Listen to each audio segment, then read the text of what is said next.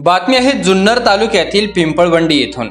पिंपळवंडीतील मळगंगा देवीच्या यात्रेला धावणार 205 बैलगाडे। जुन्नर तालुक्यातील प्रमुख आकर्षण असलेल्या पिंपळवंडी गावचे ग्रामदैवत मळगंगा यात्रेला शनिवारपासून सुरुवात होतीये। यामध्ये विविध धार्मिक कार्यक्रमांबरोबरच रविवारी शेतकऱ्यांचा जिव्हाळ्याचा विषय बैलगाडा शर्यतीचे आयोजन देखील करण्यात आले आहे। या शर्यतीमध्ये जवळपास 205 बैलगाडे धावणार असून शासनाने दिलेल्या अटींचे पालन करत बैलगाडा मालकांनी आणि शौकीनांनी काळजी घेत ही शर्यत यशस्वी पार पाडावी असे आवाहन विवेक काकडे यांनी केले आहे।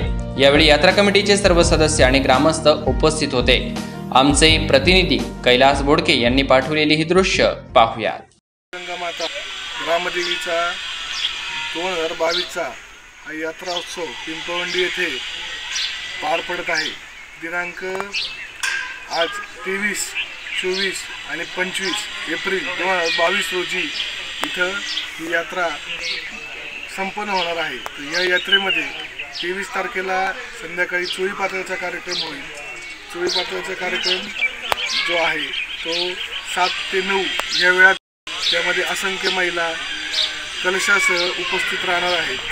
तर त्याच्यानंतर ऑर्केस्ट्राचा कार्यक्रम होईल आणि दुसऱ्या दिवशी नेहमीच्या आमच्या पिंपळवंडीच्या गावच्या प्रथेप्रमाणे बैलगाडा शर्यती सकाळी 9 वाजता चालू होतील। त्याच्या अगोदर मांडव डहाळे आणि अभिषेक पहाटेच्या वेळेस संपन्न होतील। सकाळी 9 संध्याकाळी 6 या वेळात आपल्याकडे गाडे होतील। 200 पेक्षा जास्त टोकन आपल्याकडे या बैलगाडा शर्यतीसाठी गेलेले आहेत। तालुक्यातील नवीन तर जिल्ह्यातील नामांकित बारे आपल्याकडे यावेळेस येत आहेत। त्याचप्रमाणे मोठ्या प्रमाणात बक्षिसं सुद्धा इथे ठेवलेले आहेत। पहिले बक्षीस 1 लाख रुपयाचं आहे। 3 मोटरसायकल आहेत। त्याच्यानंतर फळीफोड, घाटाचा राजा, कांडासाठी बक्षीस आहेत। अशी सगळी बक्षिसांची ही पर्वणीच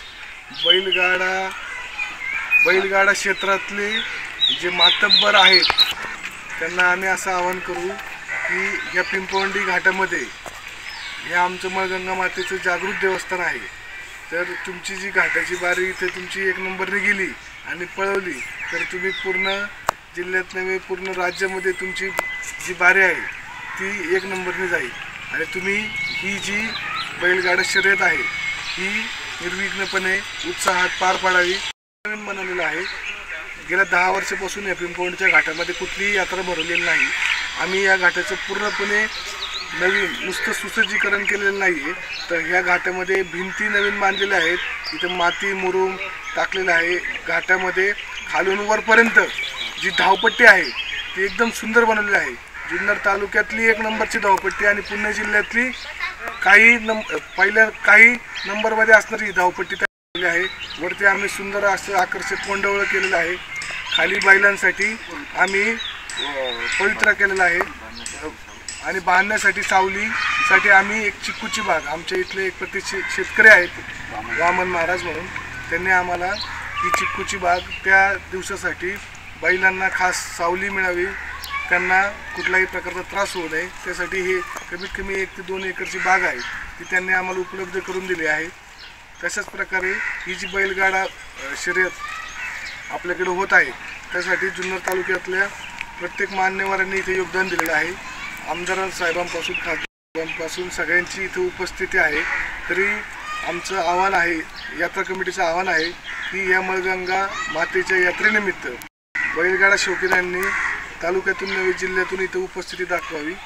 बैलगाडा शर्यत संपल्यानंतर संध्याकाळी इथं तमाशाचा कार्यक्रम होईल आणि तमाशा झाल्यानंतर दुसऱ्या दिवशी हजेरीचा कार्यक्रम होईल आणि हजेरी झाल्यानंतर संध्याकाळी आपल्याकडे पावनखिंड नावाचा पिक्चर 70 mm पडद्यावरती मोठ्या पडद्यावरती दाखवण्यात येईल। आणि त्याचप्रमाणे आपण येणाऱ्या सगळ्या यात्रा कमिटीच्या वतीने भाविकांसाठी प्रसादाचं आयोजन केलेलं आहे। त्यामुळे सगळ्या भक्तांनी प्रसादाचा लाभ घ्यावा।